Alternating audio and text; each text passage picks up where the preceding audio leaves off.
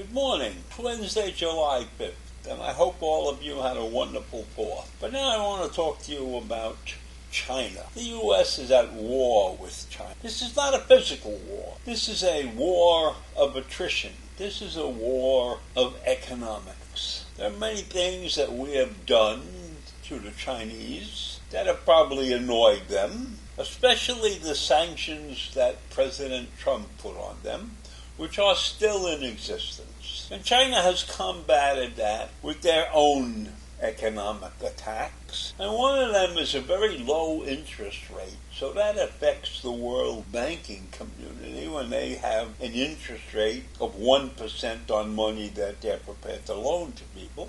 And the Chinese have been very clever with their loans.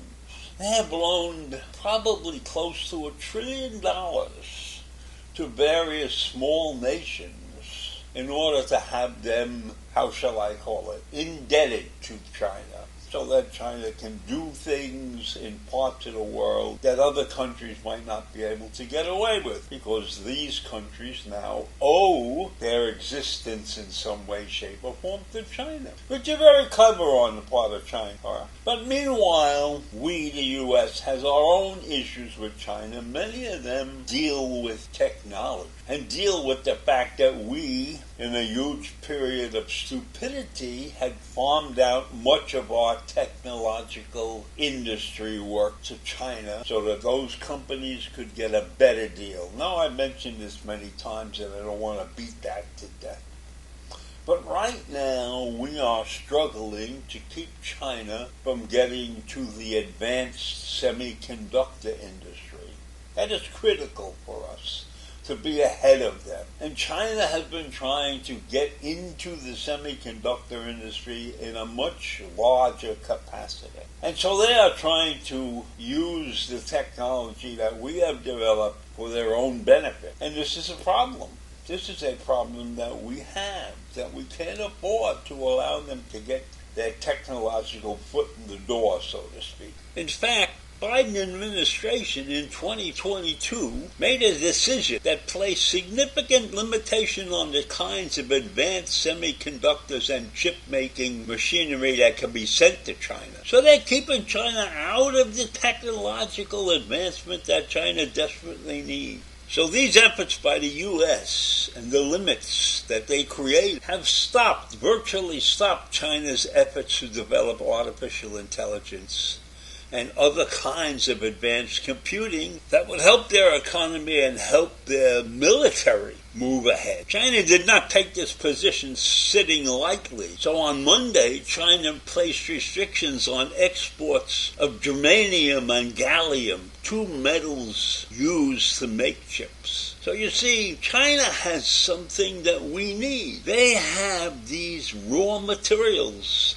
that are a very big factor in the chip manufacturing industry. So while we're preventing them from manufacturing chips, they are preventing us from getting the materials that are necessary to do the job. What a mess. So in any event, Yellen is going there for 4 days, starting tomorrow, to talk to China.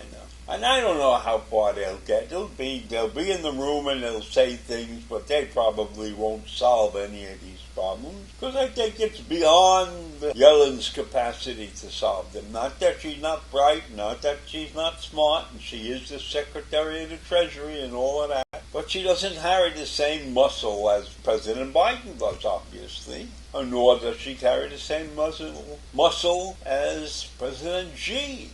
But she is a smart diplomat. And one of the things that she's going to have to encounter is the fact that companies doing business in China are increasingly worried about attracting negative attention from the Chinese government. And most recently, Micron Technology, which is a U.S. chip manufacturer, failed the Chinese security review, which put them back in some way, shape, or form, and cut their manufacturing by roughly 1/8, which puts the company's global revenue at risk. And so what we're seeing is that China is attacking companies now, consulting and advisory firms that have foreign ties, so to speak. They're being watched very closely by China. These actions seem to be part of an ever-tightening strategy by China in the use of national security laws, which include a stringent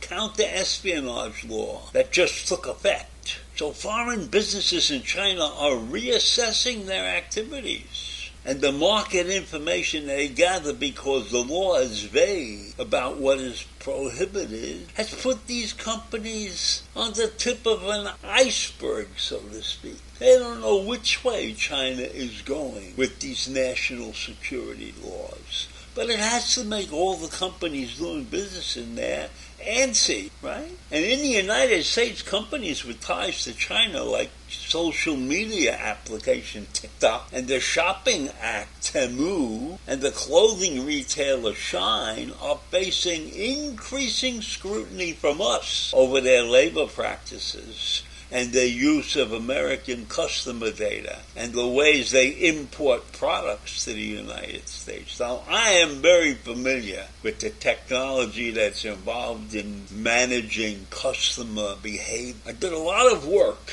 creating computer systems that examine customer behavior and customer buying habits. And we were a very profitable company because of the routines, the software routines that we developed to monitor the buying habits of your customer. And many of our applications were given away by companies that we worked with, because in those days, and still today, none of that stuff is copyrighted. You can't protect your software. So in any event, I was on the cutting edge of that business, and I know how profitable it can be if it's done properly, if you manage customer behavior properly. It doesn't mean giving the store away either. So as far as Yellen's trip to China goes, I'm in favor of it. Whatever she gathers out of that will be worth it. And we have to keep our ties with China open so that we can see exactly what's going on.